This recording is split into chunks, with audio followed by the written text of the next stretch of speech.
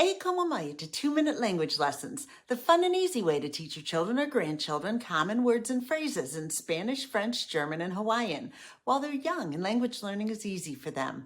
Today, we'll learn how to say fork in Hawaiian. One way to say fork in Hawaiian is o. You may look at this word and think, wow, only one letter. But you'd be wrong. Before the letter O is the Hawaiian letter okina. It looks like a backwards apostrophe, but it is an actual letter in the Hawaiian alphabet. It indicates a glottal stop of air, similar to when we say uh-oh in English. In fact, the Hawaiian word Hawaii has an okina in it, showing that the word is pronounced Hawaii, not Hawaii. The macron over the O is called a kahako in Hawaiian and indicates that the vowel it is over is stressed. So the word for fork is pronounced O, not O. Say it after me, O. Today's assignment is to say O to your child at least 3 times.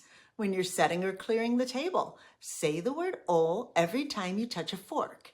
And those of you that learned aya ihea in our other lesson can ask, aya ihea ka O, and have your child point out the fork.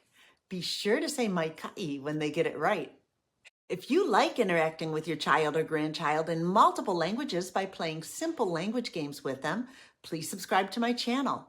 By spending just 2 minutes each day learning one new word in one new language, you'll soon be speaking with your children in Spanish, French, German, and Hawaiian.